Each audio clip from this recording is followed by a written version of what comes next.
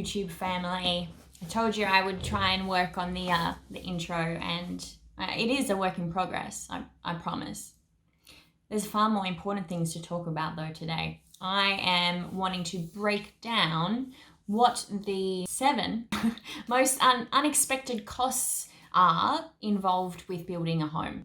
This is for those of you that are living in Australia. Also, if you're choosing to build in a more suburban area. So I know that building in more rural areas would incur a heck of a lot more costs when it comes to site works and I guess organizing your own like certificates. But I haven't had to experience that personally. So let's go straight into it.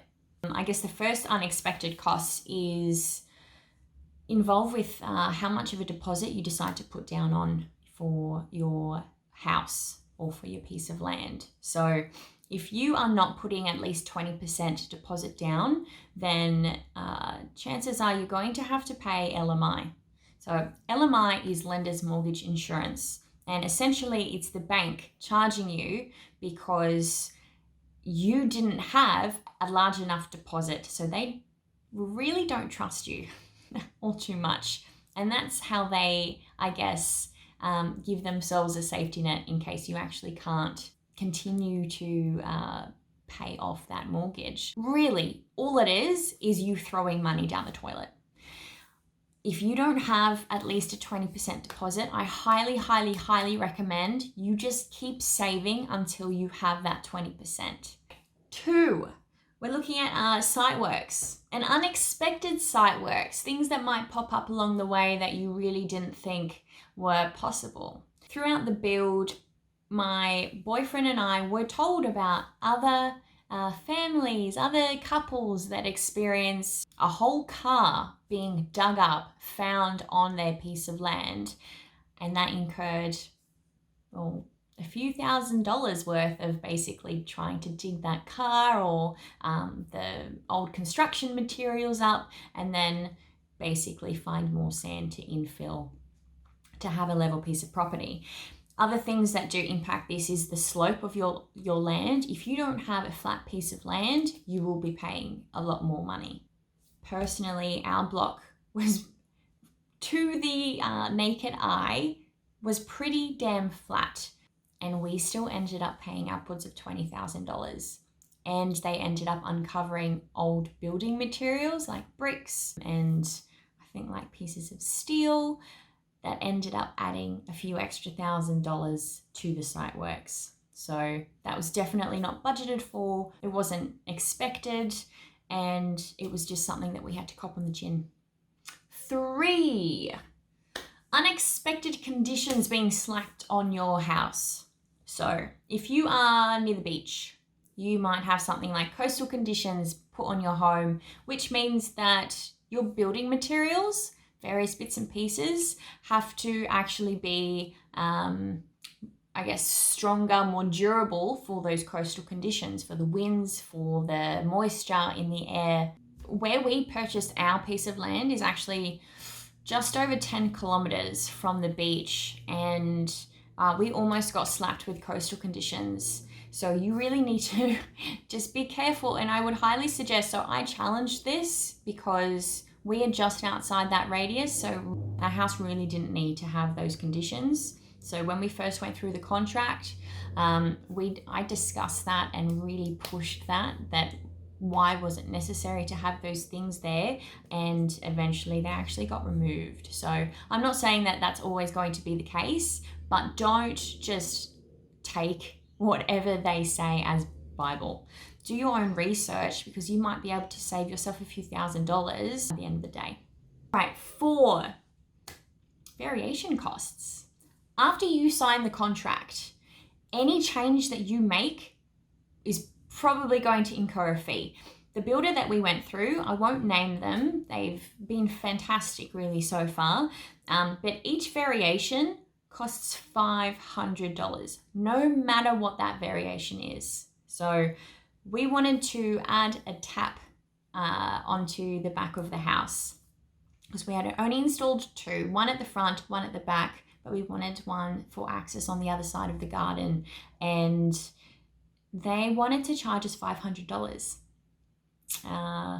But I was able to, again, I've got Italian blood, so I'm a little bit feisty, and I'm not afraid to, I guess, to bring things up, or, I mean, a closed mouth doesn't get fed, right? So don't be afraid to bring up things like that. I've also got a tip on how you can actually negotiate those fees, which I'll put in another video. So with those variation costs, what I would recommend is make sure you are so set on your design before you sign that contract. Because as soon as you sign that, any little change, even if it's months down the track, it's a small change, you will get slapped with that variation fee. All right, I think we're up to 5. Landscaping. So we built to a budget, and because of that, we decided to leave landscaping out of the home build.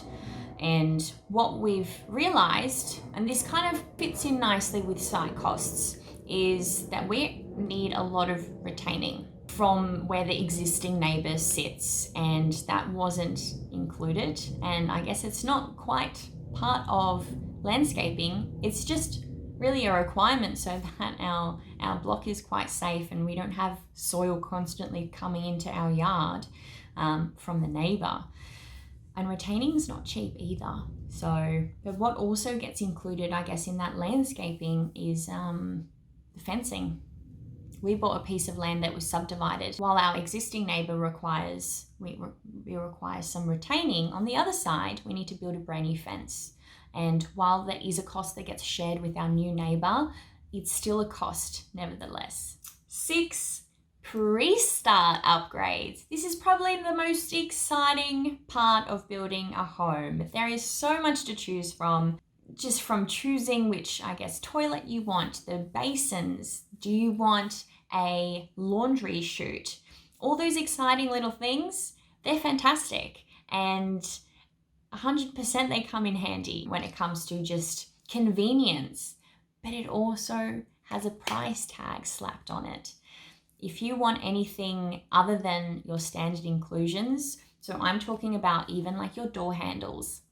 You've got your standard stainless steel, kind of like brushed steel looking range. But if you want black, there's a cost on that. And then count up how many door handles you have in your home and slap, I don't know, $30 per handle. That might be a little bit off, but just you've got to think about it like that. I would say shop around. Not every builder is the same. Some builders include more luxurious finishes than others as the standard. And 7, this is definitely an optional, but I would highly recommend looking into getting one. It's a building inspector. So essentially you can engage them really early on in the house build. So they inspect the house at different stages through construction. So I've actually only engaged a building inspector for the final stage, practical completion. And what that means is the building inspector is a completely separate from the actual builder. They're a third party, and they'll come in with me and my partner, walk through the house, and essentially be picky as hell and find all these little things that might be kind of like defects or things that aren't quite right that would need to get amended by the builder.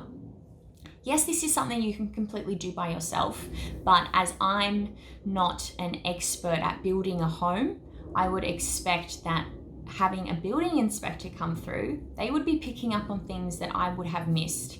And I'd rather pay someone else to do it than 6 months down the track realize that, I don't know, maybe one of the taps is leaky or there's moisture in the wall. Like, that's just not something I would have tested when I'm walking through the house doing practical completion. So the other stages that you can get the building inspector involved are when the slab first goes down. There's also an inspection when the roof goes, when the bricks, when the brickwork gets laid, to make sure that it's quite a solid foundation. There's also when the roof gets done and checking the insulation. The final one is practical completion. So they are the 4.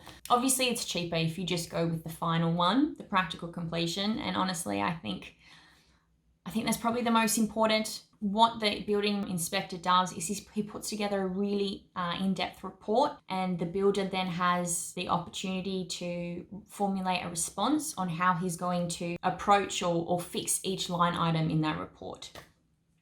Basically, it's less stress for me and more peace of mind.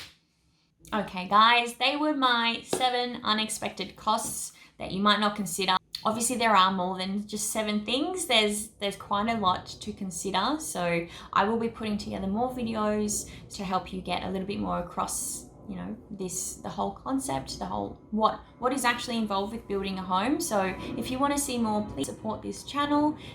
I'm not going to ask you to like and subscribe. I'm just going to be a whole lot more subtle about it. Thank you for watching, and I'll see you soon.